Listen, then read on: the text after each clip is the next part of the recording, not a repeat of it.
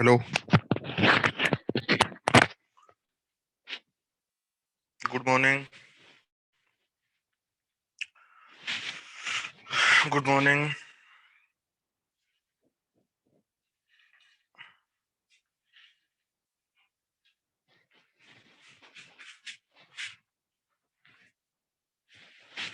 यार तुम।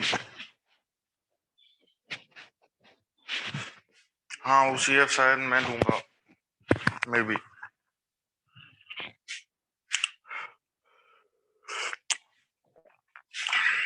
हाइड्रोलॉजी तो स्टार्ट हो गई होगी ना तुम्हारी? हम्म। अच्छा, कौन से सर पढ़ा रहे हैं? क्या नाम है सर का?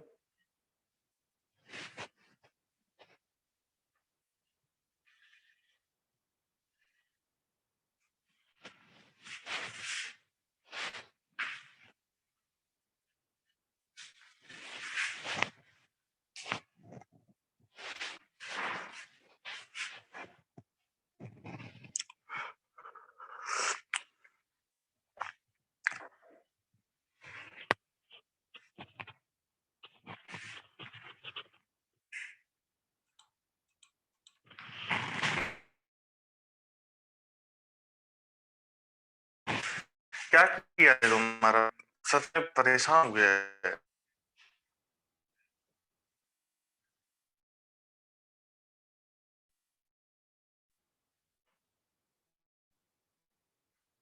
अगनहारी। अगनहारी। चलो, पता नहीं। क्योंकि एक अंकुर सर और थे, वो नहीं पढ़ा रहे तुमको शायद। कल कहाँ तक पहुंच गए थे? कुछ याद है क्या? देख के बताना एक बार।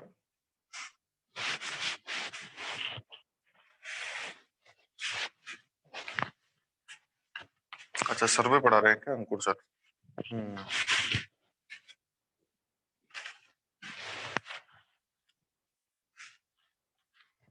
कल कहाँ तक पहुंच गए थे?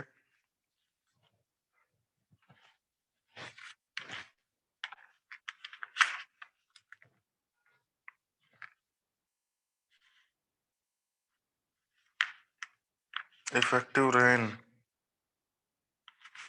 अच्छा, तुम्हारा तो अभी यहाँ तक नहीं पहुंचा हुआ। हम्म। कौन सा टॉपिक चल रहा था? जरा एक बार बताना।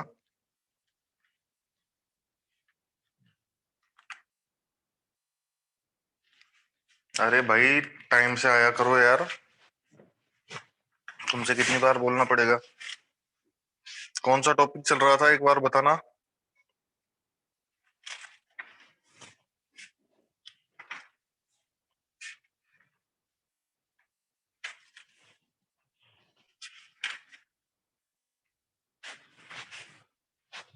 Importance of duty. अच्छा, इफेक्टिव रेन वाले न्यूमेरिकल कर दिए थे ना हमने एक आध।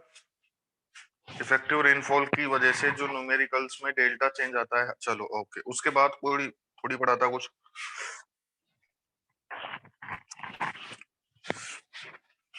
उसके बाद शायद हमने नहीं पढ़ा। चलो स्टार्ट करते हैं आज।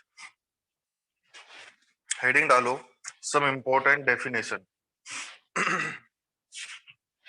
हेडिंग डालिए, सम इम्पोर्टेंट डेफिनेशंस।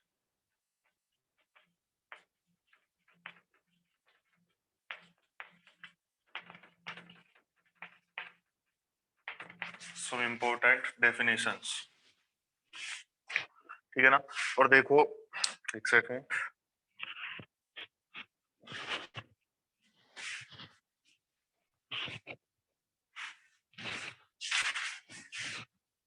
एक सेकंड, मार्कर लिख लिया।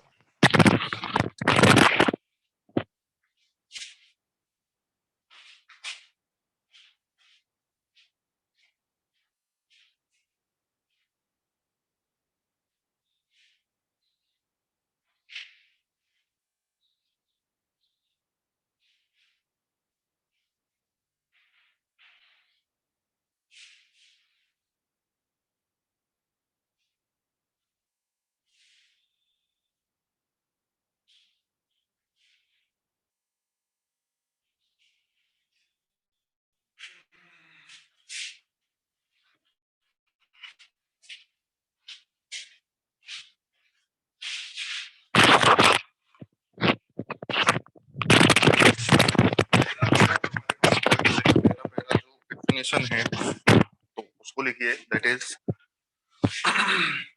Gross command area. Gross command area,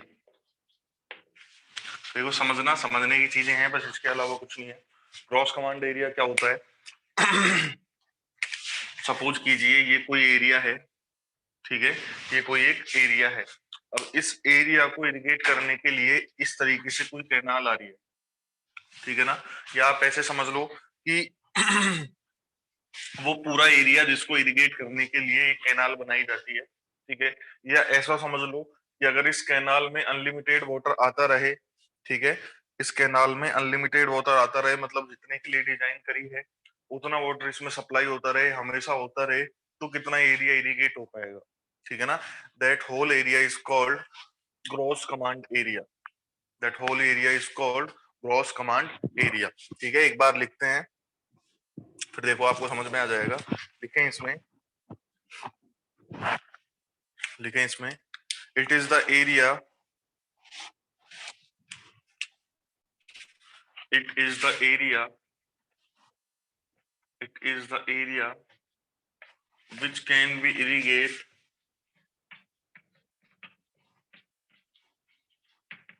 by a canal system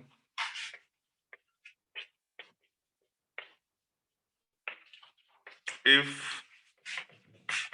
unlimited quantity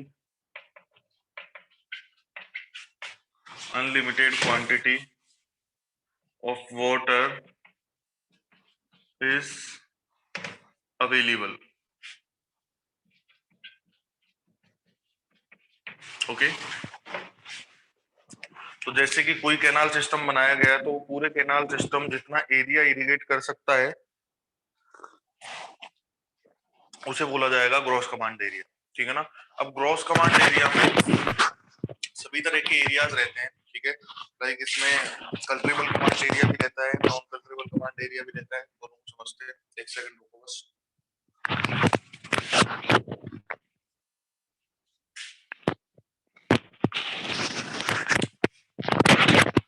अब देखिए आगे चल के क्या करते हैं हम। जो ग्रॉस कमांड एरिया है, in short GCA, gross command area को बोलते हैं शॉर्ट में जीसीए, ठीक है ना। जीसीए जो होता है इसे फर्दर दो पार्ट में डिवाइड किया जाता है, ठीक है। एक होता है अपने पास कल्ट्रेबल कमांड एरिया, एक होता है अपने पास कल्ट्रेबल कमांड एरिया, और एक होता है दूसरा अनकल्ट्रेबल कमांड एरिया।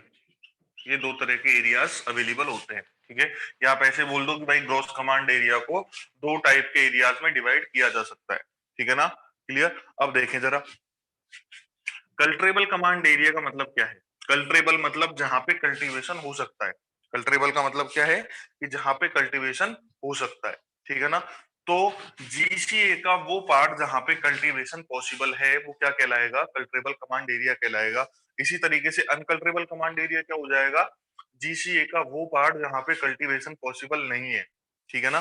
कल्टीवेशन पॉसिबल कहाँ नहीं होता भाई, तुम्हारे घरों पे खेती नहीं कर सकते, सड़क पे खेती नहीं कर सकते, नदी नाले में खेती नहीं कर सकते, तो वो सारा की सारा पार्ट क्या हो जाता है, अनकल्ट्रेबल कमांड एरिया का। और कमांड कल्ट्रेबल कमांड एरिया कौन सा हो गया, ऐसे एरिया जहाँ पे खेती की जा सकती है, जैसे कि पूरी की पूरी जो ओपन लैंड है, ठीक है ना, जहाँ पे खेती अपन कर सकते हैं। तो इसमें लिखे सीसीए में कल्ट्रेबल कमांड एरिया को सीसीए बोलते हैं, ठीक है ना। क्वेश्चन में सीसीए लिखा ही मिलता है, तो क्या लिख सकते हैं, it is the portion of GCA in which cultivation is possible. Cultivation is possible. Clear. लेकिन अनकल्ट्रेबल कमांड एरिया क्या हो गया, portion of GCA, portion of GCA in which cultivation is not possible. Cultivation is not possible, ठीक है ना। अगर मैं example दूं अनकल्ट्रेबल कमांड एरिया का, तो जैसे कि बिल्डिंग्स, बिल्डिंग्स पे नहीं कर सकते आप कल्टीवेशन, रोड, ठीक है, लेक वगैरह, ऐसी चीजें, ठीक है ना, ये सभी क्या होती हैं, अपने अनकल्टरेबल कमांड एरियाज होती है, ठीक है ना। तो दो चीजें हो गई। अब देखो आगे एक बार, हमने जीसीए को दो पार्ट में डिवाइड किया, पहला था कल्टरेबल कमांड एरिया और दूसरा था अनकल्टरेबल कमांड एरिया, ठीक है ना। कल्टरेबल कमांड एरिया मतलब सीसीए। अब कल्टरेबल कमांड एरिया जो होता है मतलब ऐसा एरिया जहां पे खेती की जा सकती है, वो कल्टरेबल कमांड एरिया। अब इस कल्टरेबल कमांड एरिया को भी आगे जाके दो पार्ट में डिवाइड कर दिया जाता है, ठीक है ना। इसको भी दो पार्ट में डिवाइड कर दिया जाता है, ठीक है। पहला होता है कल्टरेबल कल्टीवेटेड कमांड एरिया, ठीक है ना। दूसरा होता है इसका कल्टरेबल अनकल्टीवेटेड कमांड एरिया। देखो सिंपल सी चीज है समझने के लिए, समझना। देखो कल्टरेबल कल्टरेबल मतलब कल्टीवेशन तो पॉसिबल है, और कल्टीवेटेड मतलब एट दैट टाइम, मतलब इस पर्टिकुलर समय पे यहाँ पे कल्टीवेशन चल भी रहा है, ठीक है ना। तो सीसीए का वो पार्ट जहां पे प्रेजेंट टाइम में कल्टीवेशन हो रहा है, that is called culturable cultivated command area, ठीक है ना। और कल्टरेबल अनकल्टीवेटेड कमांड एरिया कौन सा हो गया, मतलब जो कल्टरेबल तो है, मतलब जहां पे खेती तो हो सकती है, लेकिन अनकल्टीवेटेड मतलब इस समय पे खेती नहीं हो रही। इस समय का मतलब एक कोई पर्टिकुलर क्रॉप सीजन, जैसे रबी का सीजन, खरीफ का सीजन वगैरह वगैरह, ठीक है ना। तो इसमें लिख सकते हो इसमें लिख सकते हो आप part of CCA, part of CCA which is irrigated or cultivated during a crop season, ठीक है ना। जबकि कल्टरेबल अनकल्टिवेटेड एरिया क्या हो जाएगा, नॉट इरिगेटेड और not cultivated in that crop season, in that crop season. कैसे, देखो समझ लो इसको थोड़ा सा कि भाई ऐसा क्यों होता है।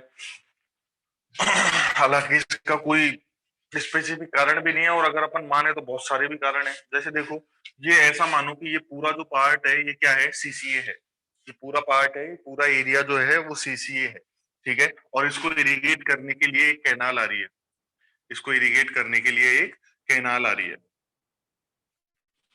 अगर कैनाल डिजाइन डिस्चार्ज पे चले तो इस पूरे एरिया को इरिगेट कर सकती है, लेकिन कैनाल जो है फिर थोड़े टाइम बाद डिजाइन डिस्चार्ज पे नहीं चल पाती। क्यों, क्योंकि एक तो देखो पानी की वैसे ही कमी है, बैक साइड से जहाँ पे कैनाल का सिस्टम लगा हुआ है, रेगुलेटर वगैरह है, वहां से पानी की कमी आ जाती है। तो क्या करते हैं, इसमें वाटर की सप्लाई कम कर दी जाती है कैनाल में, ठीक है ना। और इसके अलावा टूट फूट हो जाती है, कई बार सब कुछ हो जाता है।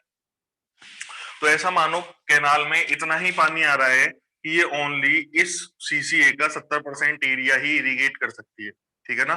तो भाई जितना पानी कैनाल में आएगा उतना एरिया ही अपन क्या कर सकते हैं, इरिगेट कर सकते हैं, ठीक है ना। तो हालांकि ये है तो पूरा सीसीए, मतलब है तो पूरा ऐसा एरिया जहां इरिगेशन हो सकता है, लेकिन ये जो ग्रीन वाला एरिया दिख रहा है, इस एरिया में इस पर्टिकुलर क्रॉप सीजन में इरिगेशन हो रहा है, और ये जो एरिया है इसमें नहीं हो रहा, ठीक है ना। तो ये जो एरिया है ग्रीन वाला जिसमें कल्टिवेबल है और कल्टीवेशन हो रहा है, that is called cultivable cultivated command area.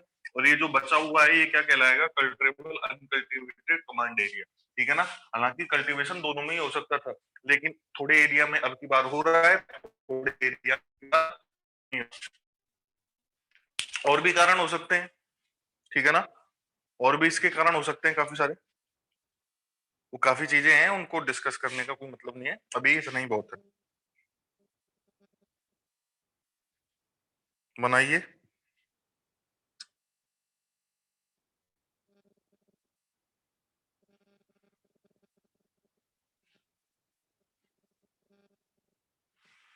हाँ तो थोड़ा तुमको क्या है, नेटवर्क वेटवर्क की प्रॉब्लम हो सकती है।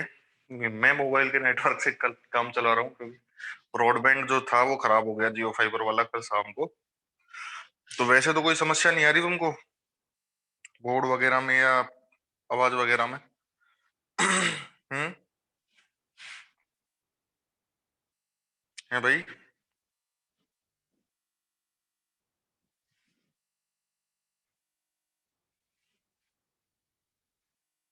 अरे बोलो। नहीं है ना? चलो अच्छी बात है। तो मोबाइल से हॉटस्पॉट चला के काम चल रहा है आज।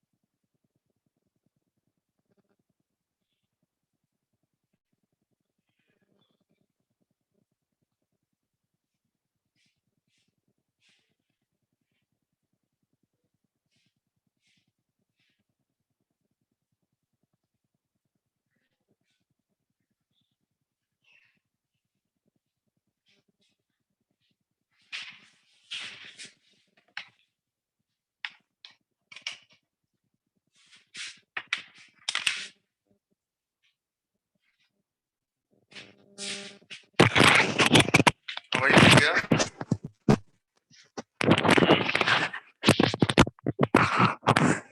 बना लिया क्या? आगे चलें?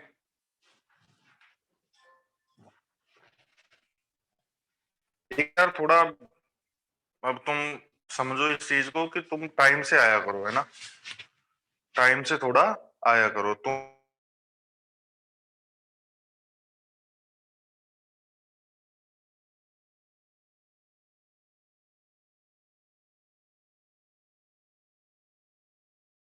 है ना?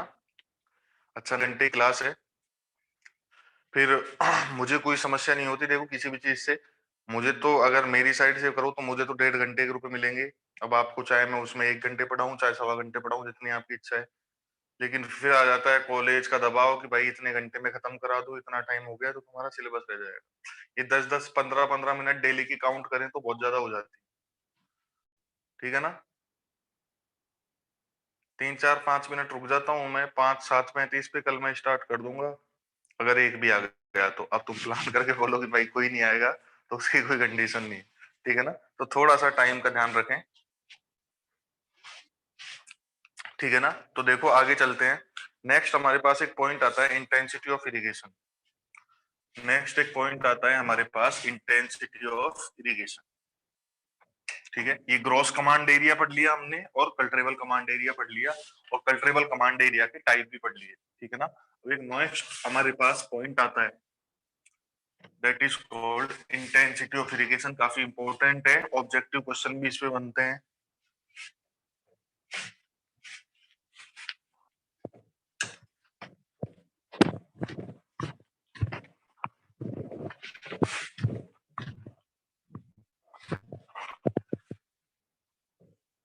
देखें, नेक्स्ट है अपना इंटेंसिटी ऑफ इरिगेशन।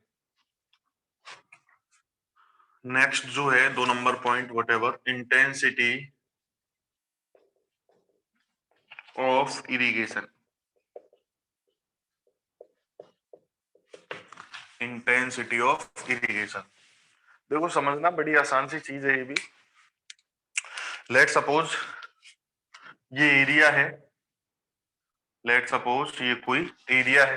ठीक है, या इसको थोड़ा अच्छा एरिया ले लो। अच्छा एरिया मतलब अच्छी शेप का एरिया। ठीक है, लेट सपोज ये कोई एरिया है इस तरीके से। ये क्या है? कोई एरिया है इस तरीके से, और ये पूरा के पूरा जो है वो है सीसीए आपका। ये पूरा जो एरिया है दैट इज सीसीए, मतलब कल्ट्रेबल कमांड एरिया है। और लेट सपोज ये एरिया है आपके पास 100 हेक्टेयर, ऐसा मान लो। ये जो एरिया है ये कितना है? लेट सपोज 100 हेक्टेयर है। ठीक है ना। अब देखें जरा, यहाँ पे कोई कैनाल प्रोवाइड करवा रखी है इस तरीके से, और इस कैनाल को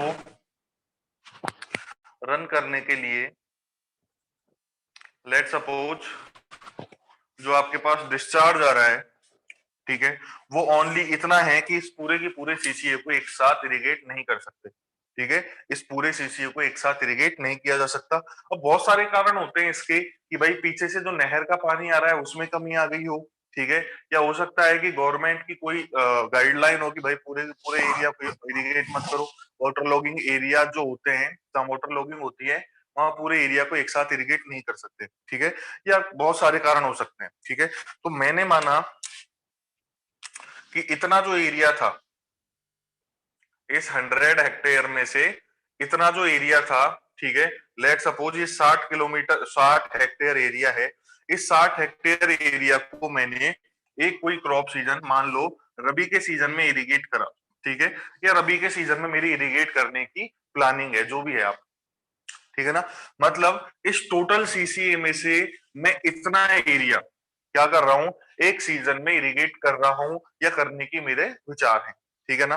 तो इंटेंसिटी ऑफ इरिगेशन क्या होती है, किसी भी पर्टिकुलर क्रॉप सीजन की अगर मैं इंटेंसिटी ऑफ इरिगेशन देखूं, लाइक रबी सीजन की देखता हूं, तो रबी सीजन की इंटेंसिटी ऑफ इरिगेशन क्या होगी कि भाई रबी के सीजन में मैंने सीसीए के रेस्पेक्ट में कितना परसेंट एरिया इरिगेट किया। ठीक है ना। तो सीसीए कितना है आपका, 100 है, और सीसीए की रेस्पेक्ट में मैंने कितना एरिया इरिगेट किया, 60। ठीक है ना। तो 60% क्या हो जाएगी, रबी की इंटेंसिटी ऑफ इरिगेशन हो जाएगी। ठीक है ना। तो इसमें लिख सकते हो आप, it is the percent of CCA, इसमें लिख सकते हो आप इंटेंसिटी ऑफ इरिगेशन में, it is the it is the percentage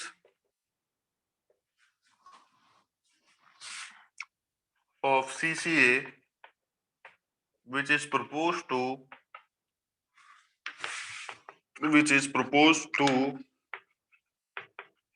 irrigate in a particular crop season, in a particular crop season. ठीक है ना। जैसे कि भाई ये एग्जांपल है अपने पास, ठीक है, रबी में मैंने क्या किया, 60 हेक्टेयर एरिया इरिगेट किया, तो इंटेंसिटी ऑफ इरिगेशन रबी की कितनी हो जाएगी, देखो इंटेंसिटी ऑफ इरिगेशन को IOI से डिनोट किया जाता है। ठीक है ना। तो IOI ऑफ रबी कितनी हो जाएगी आपके पास, 60 हेक्टेयर डिवाइड बाय 100 हेक्टेयर, तो 60% क्या हो गई, रबी की इंटेंसिटी ऑफ इरिगेशन हो गई। ठीक है ना। तो अगर मैं इसका एक टाइप से फॉर्मूला बनाना चाहूं तो इंटेंसिटी ऑफ इरिगेशन क्या हो जाएगा आपके पास, area to be irrigate divide by CCA, clear, into 100%। Okay. कई बार क्वेश्चन में क्या दिया होता है आपको, बहुत बार आएगा ये कि भाई सीसीए दिया हुआ होगा आपको और इंटेंसिटी ऑफ इरिगेशन दे रखी होगी और आपको एरिया निकालना पड़ेगा, तो वो भी सिंपल है, क्या हो जाएगा, area to be irrigate is equal to CCA into intensity of irrigation. ठीक है ना। तो ऐसा बहुत काम आएगा अपने को जब अपन न्यूमेरिकल सॉल्व करेंगे इंटेंसिटी ऑफ इरिगेशन का। तो बनाओ इसको, बना लें।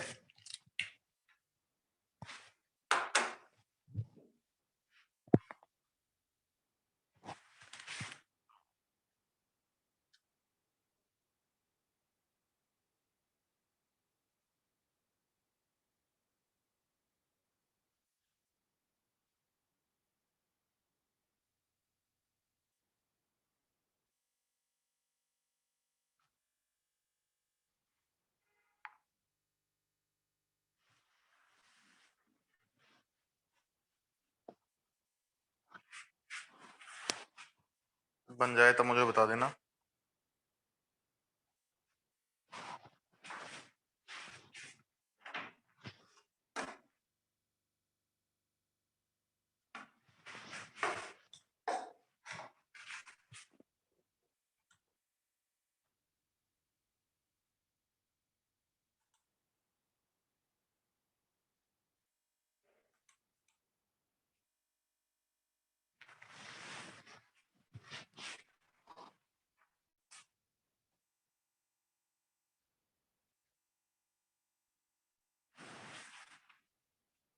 बन गया भाई।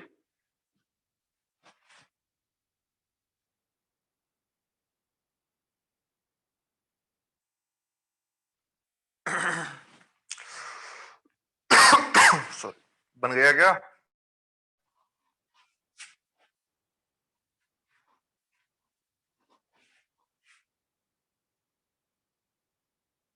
ओके, एक चीज आती है अपने पास, ये जो हमने इंटेंसिटी ऑफ इरिगेशन निकाली, ये एक पर्टिकुलर क्रॉप सीजन की थी, ठीक है।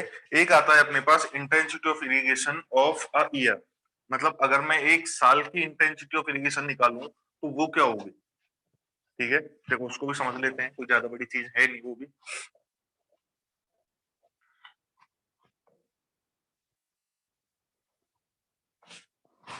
देखो, intensity of irrigation of a year, या इसको बोला जाता है yearly intensity of irrigation, yearly intensity of irrigation. देखें जरा इसको, ठीक है, इसको देखें जरा।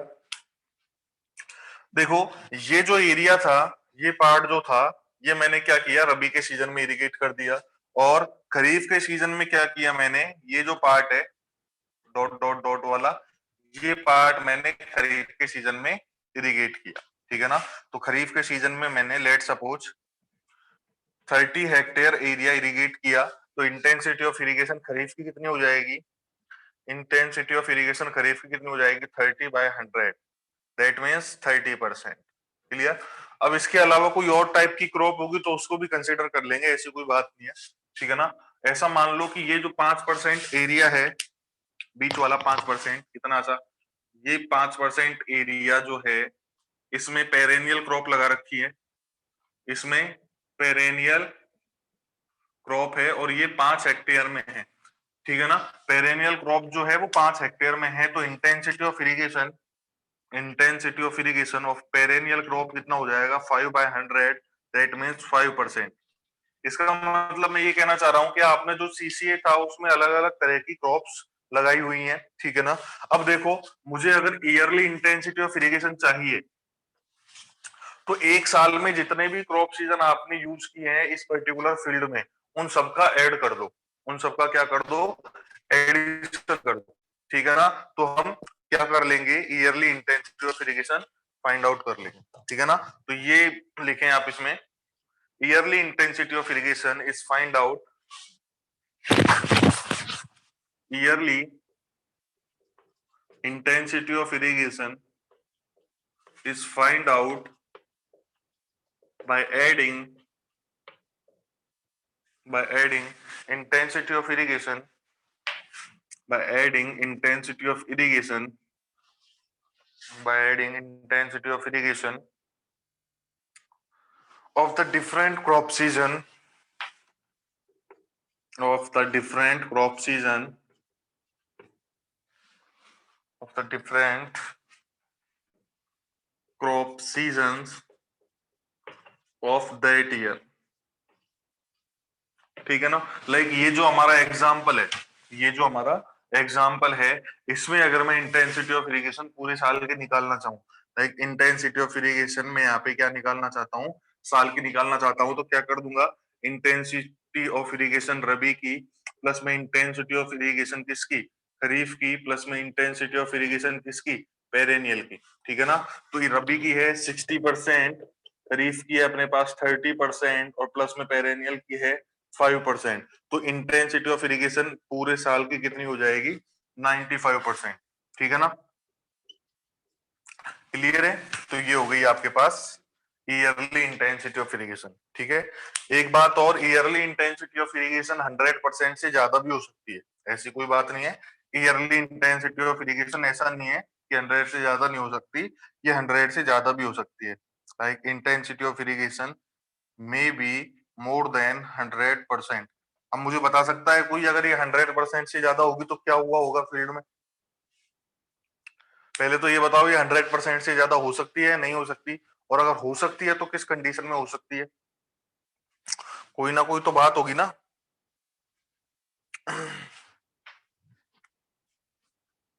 कि भाई इंटेंसिटी ऑफ इरिगेशन 100 से ज्यादा हो गई, तो क्या कंडीशन हो सकती है, कैसे हुई होगी?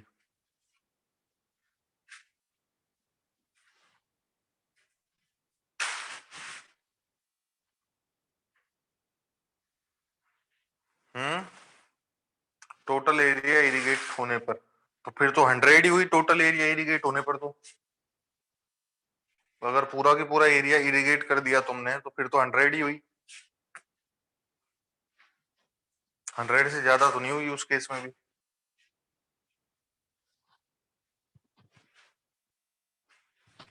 ये हो सकता है, मतलब अलग अलग क्रॉप सीजन में हम सेम एरिया पे इरिगेशन कर दें, ठीक है ना? बना लिया क्या? बन गया ये?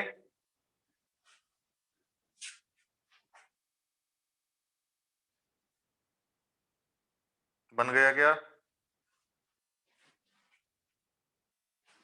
ठीक है। देखो, इंटेंसिटी ऑफ इरिगेशन जो है वो 100% से ज्यादा भी हो जाती है।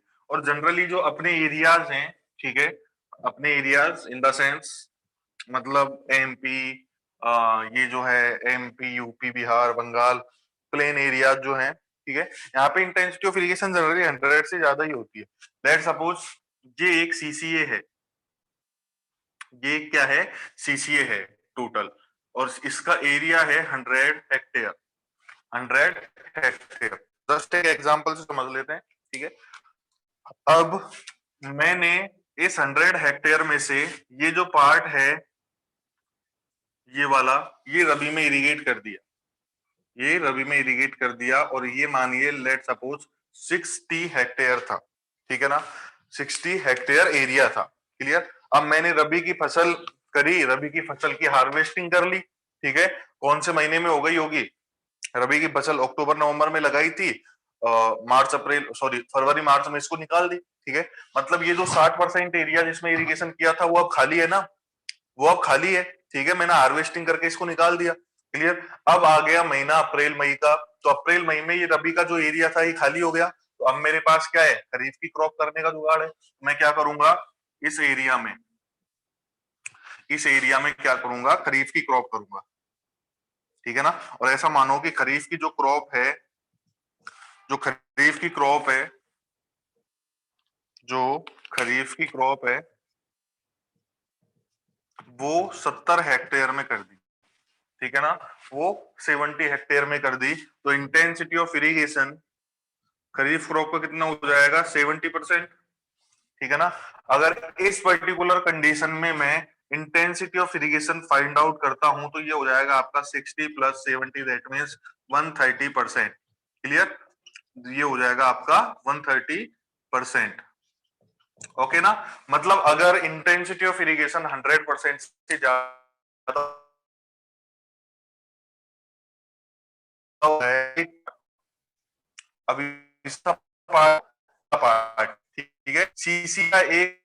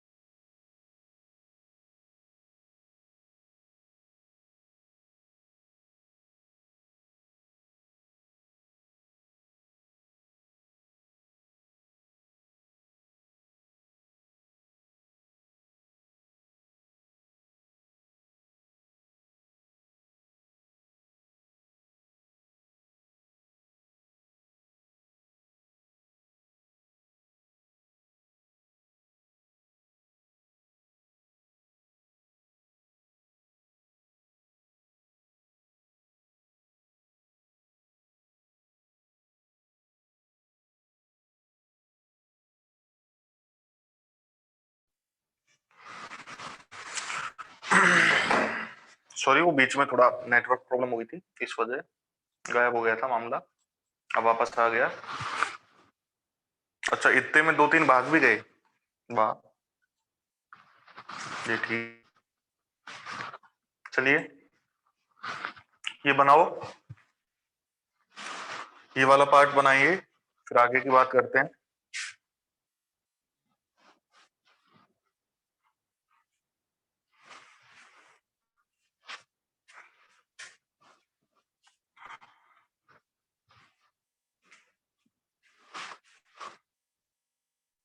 हो गया, ओके।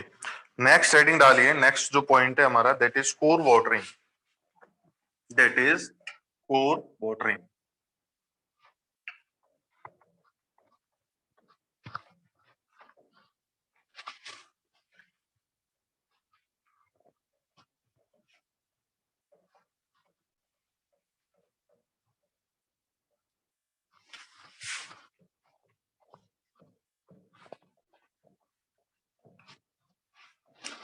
नेक्स्ट है अपना, सर एक बार रिपीट, ओहो, ईयरली इंटेंसिटी ऑफ इरिगेशन,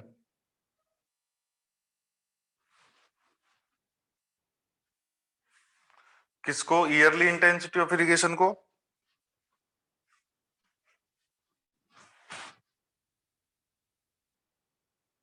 100% वाला, चलो कोई नहीं।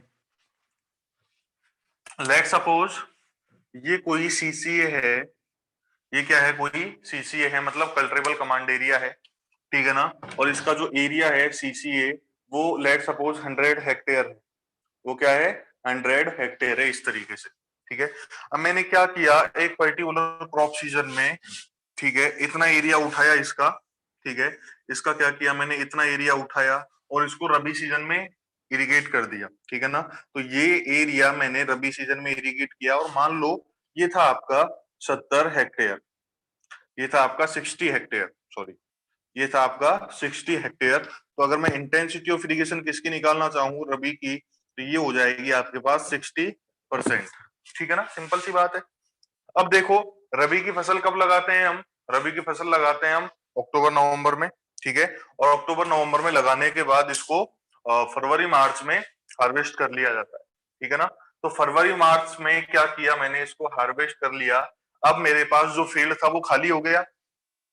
अब मैं पहुंच गया अप्रैल में, अप्रैल में पूरा की पूरा फील्ड खाली पड़ा है, क्यों, क्योंकि रबी की क्रॉप तो मैंने हार्वेस्ट कर ली। फिर क्या किया मैंने, खरीफ के सीजन में इतना एरिया, क्योंकि खरीफ के सीजन में जब मैं पहुंचा तो मेरे पास पूरा की पूरा सीसीए जो था वो अवेलेबल था, क्योंकि रबी की क्रॉप तो हो चुकी थी ना, ठीक है। तो मैंने खरीफ के सीजन में इतना एरिया क्या कर दिया, इरिगेट कर दिया। और ऐसा मान लो भाई, ये जो खरीफ के सीजन में एरिया इरिगेट किया, ये खरीफ के सीजन में जो एरिया इरिगेट किया ये 70 हेक्टेयर था, तो इंटेंसिटी ऑफ इरिगेशन खरीफ की कितनी हो जाएगी, 70% हो जाएगी। अब अगर मैं यहाँ से ईयरली इंटेंसिटी ऑफ इरिगेशन निकालना चाहूँ, तो क्या होता है अपने पास, रबी प्लस खरीफ, ठीक है, या और भी सीजन दिए होते तो उनका भी ऐड कर देते। ये कितना हो जाएगा, 60 + 70, दैट मीन्स 130%। मतलब मैं ये कहना चाह रहा हूँ, अगर इंटेंसिटी ऑफ इरिगेशन 100% से ज्यादा है, दैट मीन्स एक कोई पार्ट है सीसीए का, एक कोई पार्ट है जो दोनों क्रॉप सीजन में यूज आया है, लाइक दैट। ये वाला जो पार्ट है अपने पास, इस पार्ट को मैंने दोनों सीजन में यूज किया है, ठीक है ना। अगर कोई पार्ट ओवरलैप नहीं होगा तो इंटेंसिटी ऑफ इरिगेशन 100 से ज्यादा भी नहीं आएगी, ठीक है ना। तो ये बात है। अब पढ़ने वाले हैं हम कोर डेप्थ, तो हेडिंग डालें आप लोग, core depth, sorry, core watering, core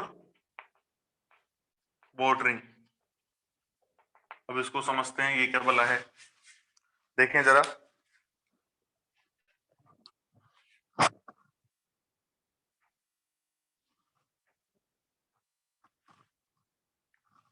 core watering क्या होता है, इसको देखते हैं। देखो, कोई भी क्रॉप होती है, ठीक है, कोई भी क्रॉप है, जस्ट लाइक ये एग्जांपल ले लीजिए, ये कोई क्रॉप है, यहाँ पे ये क्या है, कोई भी एक क्रॉप है, ठीक है ना। इस क्रॉप की यहाँ पे इस टाइम पे मैंने सोइंग करी, और कुछ टाइम बाद इसको मैंने हार्वेस्ट कर लिया, इस टाइम पे इसको मैंने हार्वेस्ट कर लिया, ठीक है। अब देखो हम पढ़ते आ रहे हैं, हमको 4-5 दिन हो गए क्रॉप पढ़ते पढ़ते। तो क्या होता है, कोई भी क्रॉप के लिए एक पर्टिकुलर टाइम पे एक पर्टिकुलर वाटर डेप्थ की रिक्वायरमेंट होती है। जैसे कि भाई हम क्या करते हैं, जैसे हमने बीज लगाया, बीज लगाने के बाद जब छोटे छोटे पौधे आए, फिर हमने पानी दिया एक बार फसल में, फिर थोड़े से बड़े हो गए, जमीन सूख गई, फिर हमने पानी दिया, फिर पकने पे आई, फिर हमने पानी दिया। तो इस तरीके से 3-4 बार पानी सप्लाई करते हैं अपन फील्ड में, ठीक है ना। तो इसका मतलब ये है कि भाई कोई भी क्रॉप जो है उसको किसी एक पर्टिकुलर टाइम पे या किसी एक पर्टिकुलर ड्यूरेशन में वाटर की रिक्वायरमेंट रहेगी, ठीक है ना।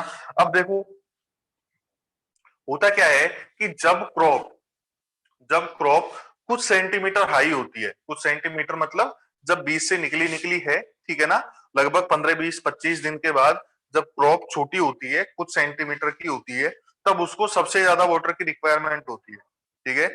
उस टाइम पे उसको मैक्सिमम वाटर की रिक्वायरमेंट होती है, ठीक है ना। तो लेट सपोज ये जो मैक्सिमम वाटर प्रोवाइड करवाया मैंने यहाँ पे इस तरीके से करवा दिया, ये क्या है, मैक्सिमम वाटर प्रोवाइड करवा दिया मैंने, इस पे लिख लो चाहो तो, दैट इज मैक्सिमम वाटर, ठीक है ना। ये क्या है, मैक्सिमम वाटर है। अब देखो आप जब अलग अलग बुक्स में पढ़ोगे तो अलग अलग आपको मिल जाएगा मैक्सिमम वाटर के बारे में, क्योंकि जो क्रॉप है उसमें मैक्सिमम वाटर की रिक्वायरमेंट अलग अलग स्टेज पे आती है। लाइक जो मैक्सिमम क्रॉप्स हैं उनमें मैक्सिमम वाटर की रिक्वायरमेंट आती है जब वो कुछ सेंटीमीटर की होती है, ठीक है, मतलब उसकी हाइट कम होती है। और कई क्रॉप्स हैं उनमें मैक्सिमम वाटर की रिक्वायरमेंट जब होती है जब उनमें फूल आते हैं, ठीक है ना, फूल आते हैं ना असल में, क्लियर। तो अलग अलग टाइप से होता है, लेकिन जनरली अगर बात की जाए जो मेजोरिटी है क्रॉप्स की, ठीक है ना, उनमें मैक्सिमम वाटर की रिक्वायरमेंट तभी होती है तब वो कुछ सेंटीमीटर हाई होती है, ठीक है, मतलब छोटा सा पौधा होता है उस टाइम पे, क्लियर। तो मैंने यही मान लिया कि भाई मैक्सिमम वाटर की रिक्वायरमेंट कब हुई क्रॉप को, जब वो कुछ सेंटीमीटर हाई थी, ठीक है ना। तो ये जो मैक्सिमम वाटर प्रोवाइड करवाया जा रहा है क्रॉप को, that is called core watering, that is called core watering, ठीक है ना। और ये जो डेप्थ प्रोवाइड करवाई गई है वाटर की, कुछ डेप्थ प्रोवाइड करवाते हैं ना वाटर की, ये डेप्थ कहलाएगी आपकी कोर डेप्थ, ठीक है ना, क्लियर। अब देखें जरा, सोइंग से लेके और ये जो वाटर प्रोवाइड करवाया है मैंने, इसकी कुछ ना कुछ ड्यूरेशन भी होगी भाई, कुछ ना कुछ तो टाइम पीरियड होगा ना। इस टाइम पीरियड को बोला जाता है core period, that time period is called core period, ठीक है ना। तो ये तीनों बातें हो गई, एक बार इसमें लिखते हैं थोड़ा बहुत, इसमें लिखें, it is found that it is found that crop require crop require maximum amount of water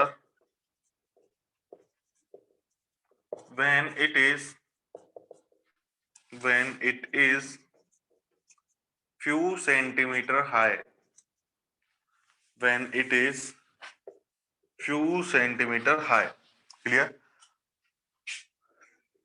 That application of maximum water, और आप ऐसे लिख सकते, हाँ, that application of maximum water is called core watering, okay. Next point लिखें, depth provide या depth of water provide in core period is called core depth, is called core depth, okay. Next point लिखें, the time duration between sowing to instant of core watering is called core period, is called core period, okay ना। तो ये तीन चीजें हो गई हमारे पास, एक हो गई कोर वाटरिंग, वो तो पूरा के पूरा प्रोसेस जो होता है उसे कोर वाटरिंग बोला जाता है। ठीक है, इस वाटरिंग में जो डेप्थ प्रोवाइड करवाई जाती है वाटर की, इसे बोलते हैं कोर डेप्थ। और सोइंग से लेके कोर वाटरिंग तक का जो पीरियड होता है, ठीक है ना, उस पीरियड को बोलते हैं अपन कोर पीरियड। तो ये तीन चीज बन गई मेरे पास, इनको बनाओ फटाफट, फिर कुछ और बातें डिस्कस करते हैं।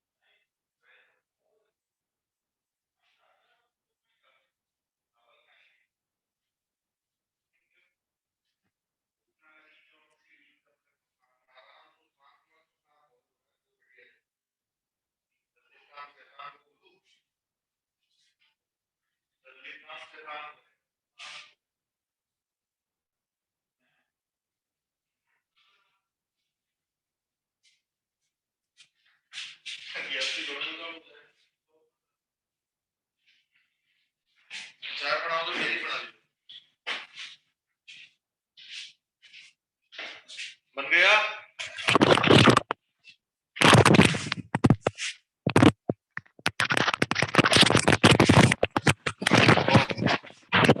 अब देखो कुछ बातें समझते हैं कोर वाटरिंग में, जो कि इंपॉर्टेंट है, काम आती है हमारे।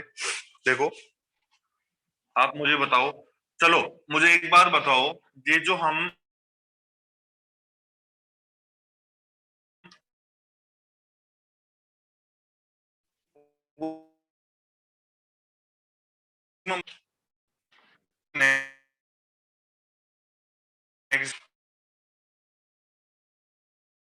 वाटर प्रोवाइड करवाया जा रहा है, उसके लिए ड्यूटी मैक्सिमम होगी या मिनिमम होगी?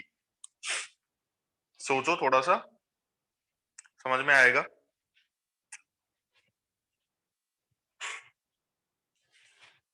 चलो मैं समझाता हूँ, नहीं आ रहा तो।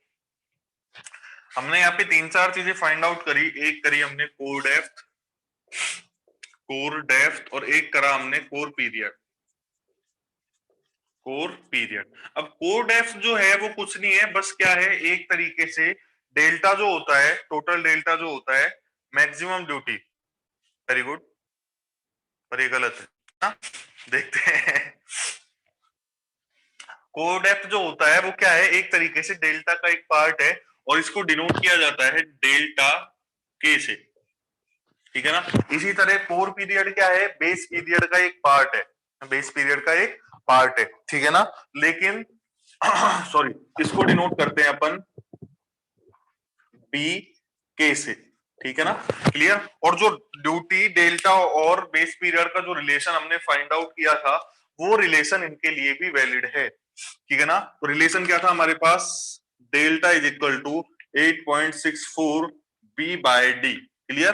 दैट फॉर्मूला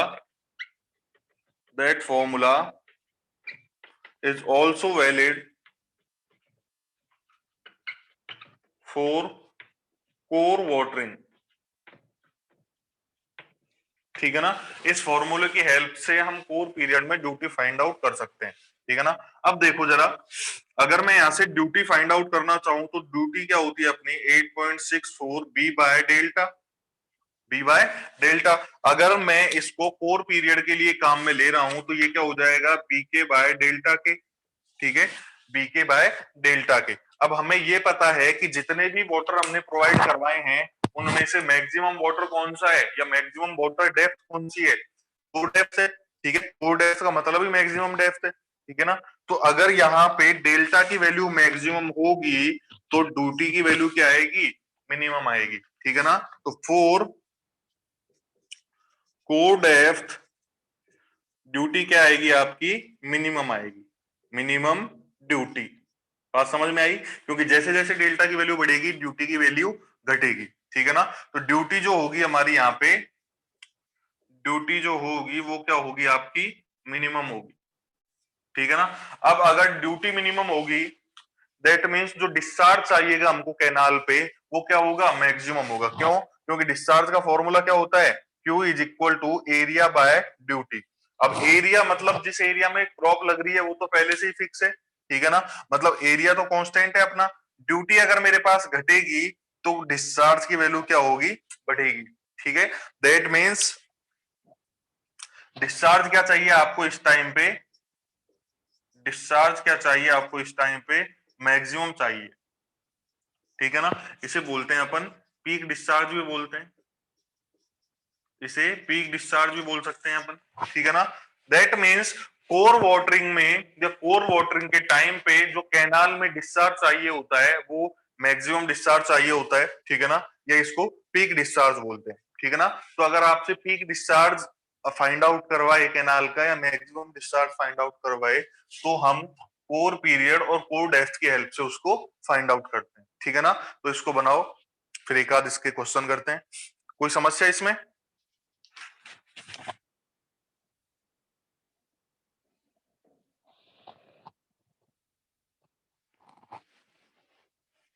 चलो बनाओ इसको फटाफट।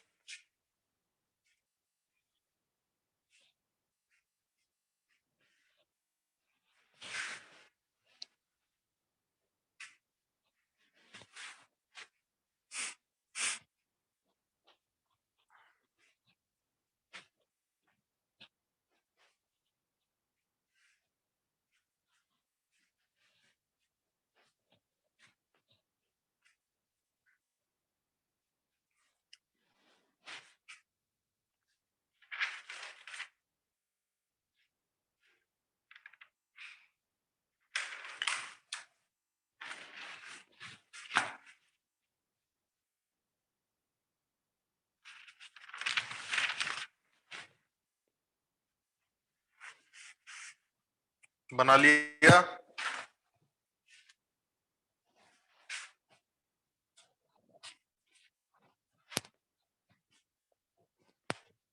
ओके, एक क्वेश्चन लिखें।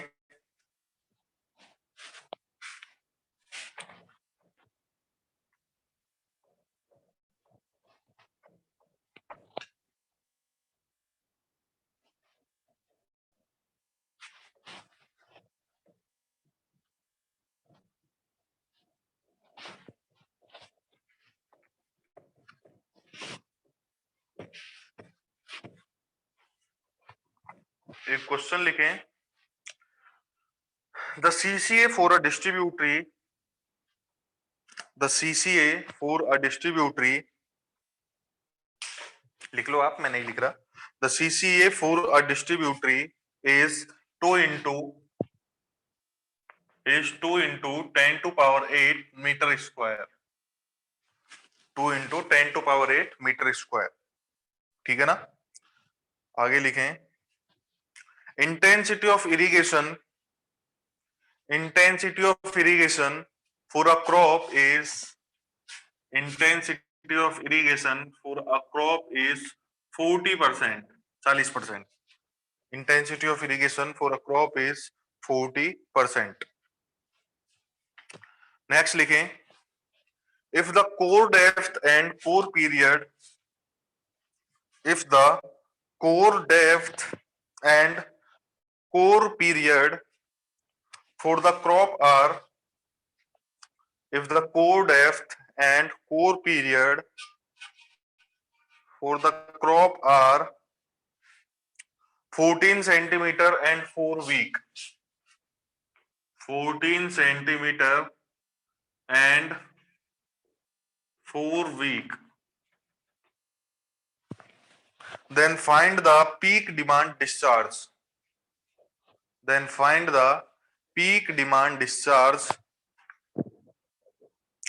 of the canal. आसान क्वेश्चन है, फटाफट करो।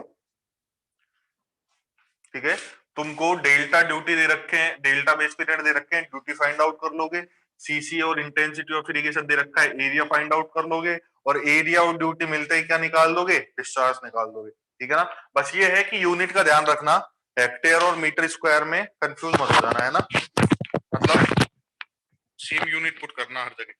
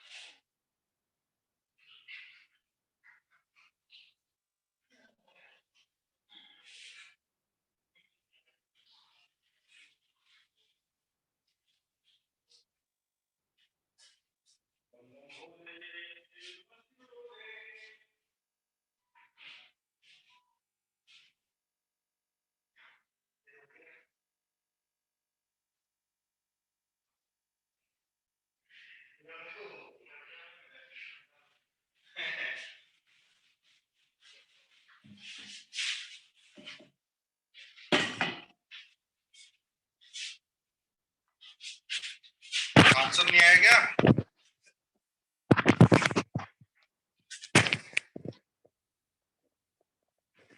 अरे यार आसान क्वेश्चन है, किसका आंसर आ गया इसमें? 4.629 सही आंसर है रामकृष्ण, वेरी गुड। इतने टाइम में भी तुमसे आंसर नहीं निकला इस क्वेश्चन का? देखो जरा।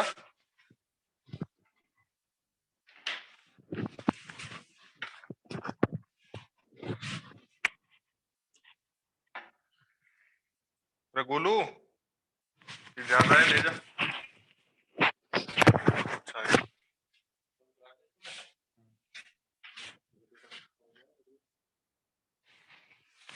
डेटा खत्म नहीं होता साहब, 500 MB खत्म हुआ है 1 सवा घंटे में। फोरम चल रहा है, स्क्रीन मत चलाओ इसमें, बस स्क्रीन पे डेटा खाती है। कमेंट ही तो पढ़ना है, साइड में कोई सा भी क्लिक कर लो। देखो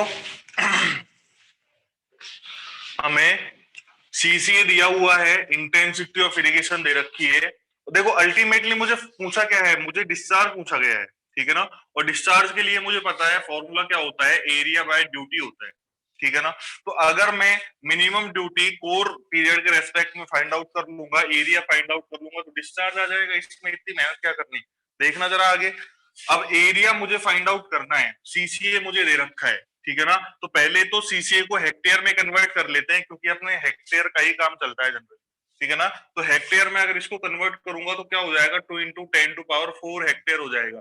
क्यों? क्योंकि 1 हेक्टेयर में 10⁴ मीटर स्क्वायर होते हैं, ठीक है ना। क्लियर? अब देखो मेरे पास सीसीए है, मेरे पास इंटेंसिटी ऑफ इरिगेशन है, मैं एरिया निकाल सकता हूं, ठीक है। कितना हो जाएगा, CCA into intensity of irrigation. तो सीसीए कितना है इसका, 2 × 10⁴ हेक्टेयर। इंटेंसिटी ऑफ इरिगेशन कितनी है, 40% है, परसेंट हटाओगे नीचे 100 आ जाएगा। तो एरिया कितना आ जाएगा, इसका एरिया आ जाएगा 8000 हेक्टेयर। तो ये एरिया आ गया अपने पास। अब दूसरी चीज क्या चाहिए अपने को, ड्यूटी चाहिए। तो ड्यूटी कैसे आएगी, इसकी फॉर्मूला होता है सिंपल सा, 8.64 बी बाय डेल्टा, ठीक है। बेस पीरियड कितना है इसका, 4 वीक है। वीक में नीचे अपने को किसमें चाहिए होता है, डेज में चाहिए होता है, तो 28 दिन, ठीक है ना। 40 सेंटीमीटर, 14 सेंटीमीटर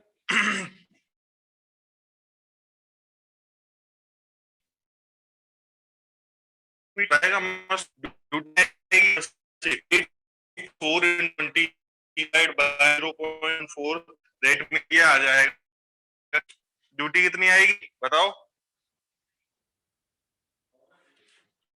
1/2 में, ये लीजिए, ठीक है ना। ये ड्यूटी हो गई आपके पास। अब अपने को डिस्चार्ज चाहिए, तो डिस्चार्ज बताना क्या होता है, एरिया बाय ड्यूटी। एरिया कितना है, 8000 हेक्टेयर। ड्यूटी कितनी है, 1728 हेक्टेयर बाय क्यूमेक। तो इनको काटा पीटी करोगे जब आपके पास डिस्चार्ज आ जाएगा। और देखो यहाँ पे मिनिमम ड्यूटी थी तो मैक्सिमम डिस्चार्ज आएगा, या अपन इसको पीक डिस्चार्ज बोल दो। ये कितना हो जाएगा आपके पास, 4.629 क्यूमेक। कनेक्ट हो रहे। तो ये हो गया भाई, है ना।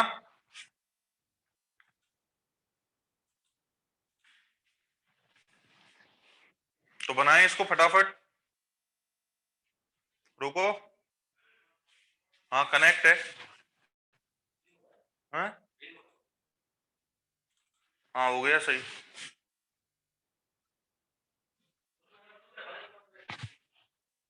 हम्म हम्म। तो ये बात है। अब देखो यार, इतने सिंपल क्वेश्चन तुमसे होने चाहिए, ठीक है। इतने आसान क्वेश्चन हो तुमसे होने चाहिए, चाहे कुछ भी हो जाओ।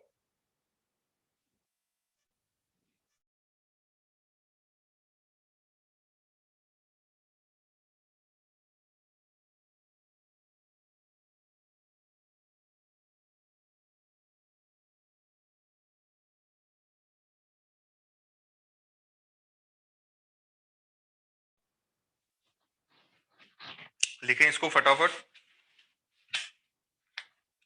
फिर एक क्वेश्चन और करवाता हूं और उसका आंसर आना चाहिए। फिर तुम आंसर ही नहीं दे रहे हो, एक दो बच्चे हैं बस जो आंसर देते हैं।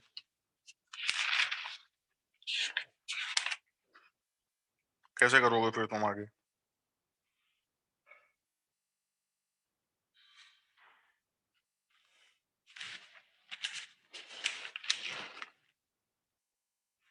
क्वेश्चन लिखें, नेक्स्ट क्वेश्चन लिखें।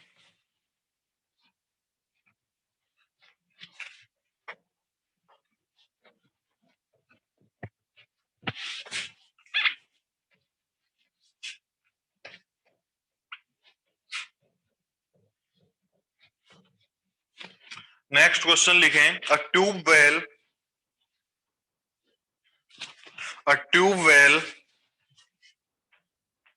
a tube well having a capacity of 4 meter cube per hour is operate 20 hours a day 20 hours a day during the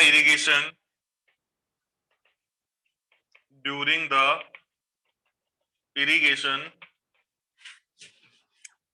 Now how much area can be command how much area can be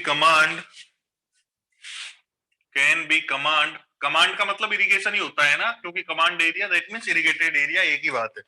how much area can be command if the irrigation interval if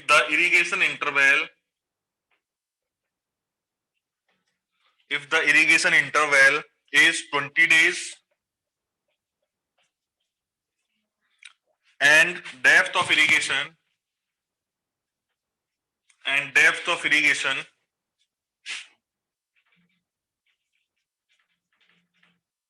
is 7 centimetre. तो अब आपको यहाँ पे area बताना है। फॉर्मूले वही दो हैं, उनके अलावा कोई फॉर्मूला नहीं लगता, ठीक है ना। उन दो फॉर्मूले की हेल्प से तुमको यहाँ पे एरिया निकाल के बताना है। मतलब एरिया के लिए क्या चाहिए तुमको, डिस्चार्ज और ड्यूटी निकालो। देखो ये लाइन दी हुई है, tubewell having a capacity of 4 metre cube per hour and operate 20 hours a day. तो यहां से तुम्हारे पास डिस्चार्ज आ जाएगा और ड्यूटी निकालना आती है, तो फटाफट एरिया बताओ जल्दी।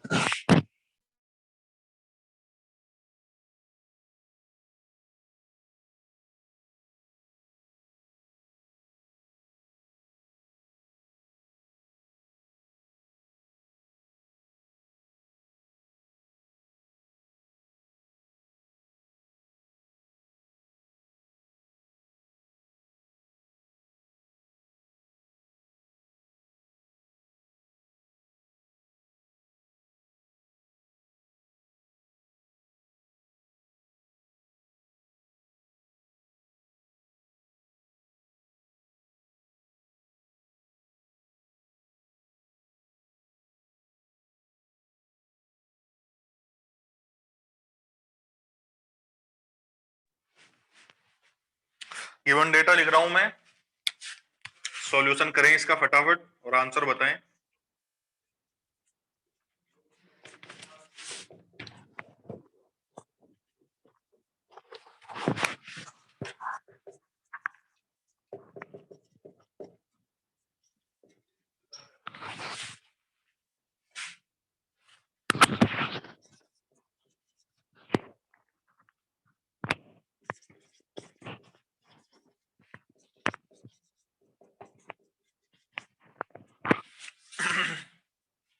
आया किसी का? अच्छा, किसी ने डिस्चार्ज निकाला? डिस्चार्ज बताओ पहले, डिस्चार्ज निकाला क्या? पहले डिस्चार्ज का बताओ, बाद में तो सेम टू सेम क्वेश्चन है, हो जाएगा, कुछ भी नहीं है इसमें। ऐसे ही क्वेश्चन करते आ रहे हैं। डिस्चार्ज निकला क्या आपसे? क्यूमैक में डिस्चार्ज बताओ मुझे। बाकी ड्यूटी, डेल्टा, एरिया सब निकल जाते हैं, बहुत कर लिए ऐसे क्वेश्चन। नहीं है किसी से डिस्चार्ज फाइंड नहीं हुआ इस क्वेश्चन में?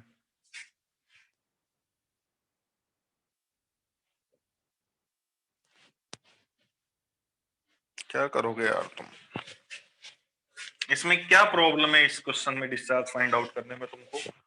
देखना, एक कोई पंप है जिससे वाटर सप्लाई किया जा रहा है, ठीक है, और उस पंप की तुमको कैपेसिटी बता रखी है, उस पंप का तुमको ऑपरेटिंग टाइम बता रखा है, ठीक है। तो इसमें समस्या क्या है? पंप 1 आवर में 4 मीटर क्यूब डिस्चार्ज निकालता है, और एक दिन में उसको चलाया कितना? 20 घंटे चलाया। 4 को 20 से मल्टीप्लाई कर दो। अरे यार, डिस्चार्ज कितना आ जाएगा अपने पास? डिस्चार्ज आ जाएगा 4 मीटर क्यूब। अब 4 मीटर क्यूब तो 1 आवर में, ठीक है, और इसको ऑपरेट कितना किया? 20 किया एक दिन में, ठीक है ना। तो ये हो जाएगा आवर से आवर कट, ये हो जाएगा आपके पास 80 मीटर क्यूब पर डे। पर हमें डे के हिसाब से नहीं चाहिए, हमें चाहिए मीटर क्यूब पर सेकंड में। तो डे को सेकंड में कन्वर्ट कर दो। कैसे होगा? 80 मीटर क्यूब तो लिखा हुआ ही है ऊपर, कोई प्रॉब्लम नहीं है। नीचे आओ तो डे को सेकंड में कन्वर्ट करेंगे तो एक दिन में 24 घंटे, 1 घंटे में 60 मिनट, 1 मिनट में 60 सेकंड। ये लो, ये बन गया सेकंड में। अब जब इसको सोल्व करोगे आप मैथमेटिक्स लगा के, तो ये डिस्चार्ज आएगा आपके पास 9.26 इंटू 10⁴। 9.26 इंटू 10⁻⁻⁴ मीटर क्यूब पर सेकंड। अब डिस्चार्ज आ गया, अब ड्यूटी निकाल के एरिया तो बताओ एटलीस्ट। डिस्चार्ज आ गया, अब ड्यूटी निकाल के यहां से मुझे डिस्चार्ज बताओ फटाफट। डिस्चार्ज का को डिस्चार्ज तो आ गया, डिस्चार्ज आ गया, ड्यूटी निकाल दो यहां से और एरिया बताओ।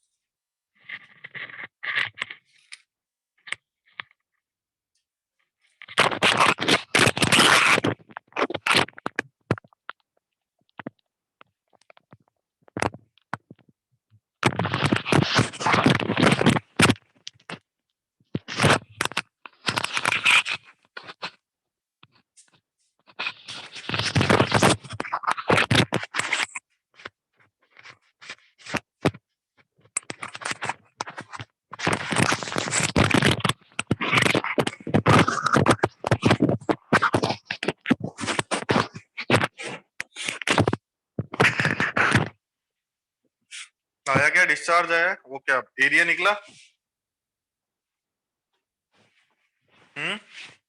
ड्यूटी कितनी आई?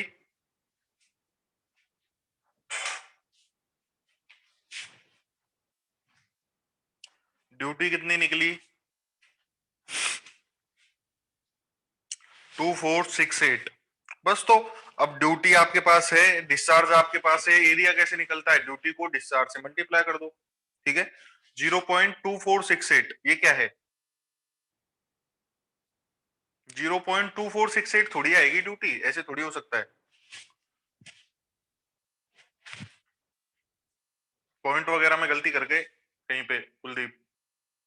2.28 क्या आएगा? एरिया आएगा। Very good. 2.28 किसमें? यूनिट भी साथ में लिखा करें, हेक्टेयर में या मीटर स्क्वायर में।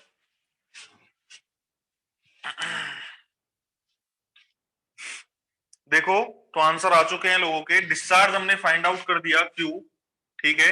एरिया मुझे फाइंड आउट करना है, तो एरिया के लिए मुझे ड्यूटी और चाहिएगी। तो ड्यूटी का फॉर्मूला तो हमें सबको पता है, 8.64 बी बाय डेल्टा, ठीक है ना। अब देखो यहाँ पे बी बेस पीरियड आपको डेज में दे रखा है, अच्छी बात है। डेल्टा आपको सेंटीमीटर में है, मीटर में कन्वर्ट कर दो, क्लियर है। और फॉर्मूले में पुट करो, ड्यूटी आ जाएगी। That is 8.64।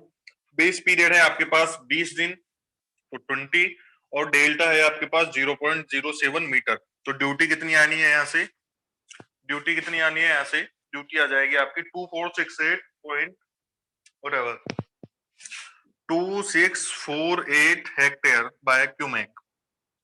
ठीक है ना। अब देखना जरा, ड्यूटी आ गई, डिस्चार्ज आ गया, और मुझे चाहिए क्या, एरिया चाहिए। तो एरिया क्या हो जाएगा, ड्यूटी इंटू डिस्चार्ज, क्योंकि फॉर्मूला हमने क्या पढ़ा था, discharge is equal to area by duty. तो इससे ये फॉर्मूला बन गया। तो डिस्चार्ज कितना है, 9.26 इंटू 10⁻⁻⁴ इंटू 2648, ये हो जाएगा 2.28 हेक्टेयर। ये लीजिए जी आंसर। देखो मेनली जो गेट में क्वेश्चन आते हैं वाटर क्रॉप रिक्वायरमेंट से, वो या तो इस तरह के आते हैं ड्यूटी डेल्टा के, या एक आगे आएगा सॉइल मॉइस्चर रिलेशन, उसके आते हैं। ठीक है ना। तो मैक्सिमम चांस इसके न्यूमेरिकल के ही बनते हैं, और इसमें दो फॉर्मूला के अलावा कोई फॉर्मूला यूज नहीं आता। पहला है 8.64 बी बाय डी, और दूसरा है Q is equal to area by duty. इन दो के अलावा कोई फॉर्मूला यूज नहीं आता, सेम तरीके के क्वेश्चन आते हैं, तो इनको कर लो ढंग से, है ना। अगर दो क्वेश्चन आए तो उनमें से एक क्वेश्चन इसी तरह का आएगा इरिगेशन में से। सिंपल सिंपल से सब्जेक्ट है, तुम इनके क्वेश्चन करने में 10-10 मिनट लगा देते हो यार। थोड़ी स्पीड बनाओ अपनी, ठीक है। टाइम 1.5 घंटा बड़ा कम होता है। एक तो तुम कल टाइम से आना, ठीक है। अगर नहीं आए, एक भी स्टूडेंट मेरे पास आ गया, मैं चालू करवा दूंगा, ठीक है ना। ये तुम 15-15 20-20 मिनट लेट आते हो, 1.5 घंटे की क्लास में 15 मिनट तुम्हारा इंतजार करो।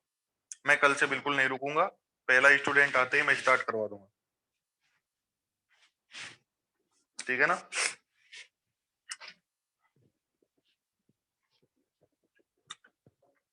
तो नेक्स्ट टॉपिक डालें, duty at the various points of canal. Duty at various points of canal.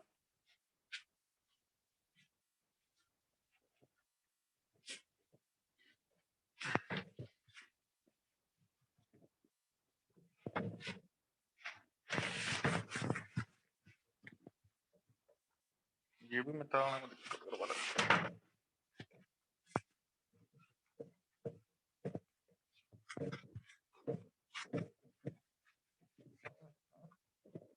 Duty at various, ओहो 8:57, तो कल पढ़ेंगे फिर। कल टाइम से आना, फिर से कह रहा हूं। अब लेक्चर तो गणे ही है, तुम आओ तो सही टाइम से।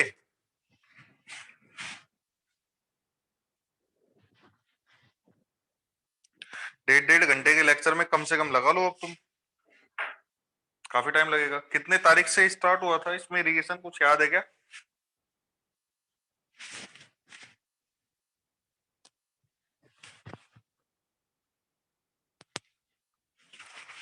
4 से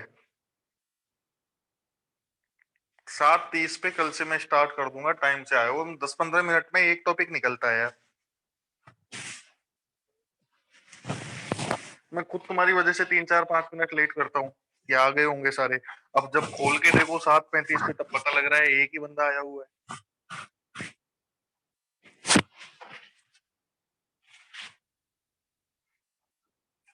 बात कर लेना आप डिपार्टमेंट में, 7 बजे से पढ़ लो, कोई दिक्कत नहीं है। 2 घंटे होंगे तो सफिशिएंट रहेंगे। क्लास 7 से करवा लो, बात कर लेना, ठीक है।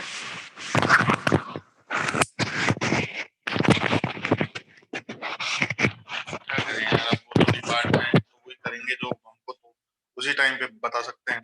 नहीं मैं तो नहीं कर सकता ना इसमें, जो तो ये जूम मीटिंग वगैरह की लिंक वगैरह है, ये सारा कुछ वहीं से आता है। तो ये चालू ही 7:30 से होती है, 7 से पहले, 7:30 से पहले चालू नहीं हो सकती। तो आप बात करना, क्लास बढ़वानी है तो। और एग्जाम वगैरह है क्या तुम्हारा, नहीं है तो फिर आराम से मजे करो, क्या दिक्कत आ रही है। 7:30 टाइम से आ जाओ, 7 बजे के बाद की बात है। ठीक है, चलो तो आज के लिए बहुत है इतना। Thank you sir. कोर्स, अरे हो जाएगा कोर्स यार। तो टाइम सफिशिएंट इसलिए नहीं हो पाता कि तुम लेट करते हो। 8 बजे तक आते रहते हैं उठ उठ के।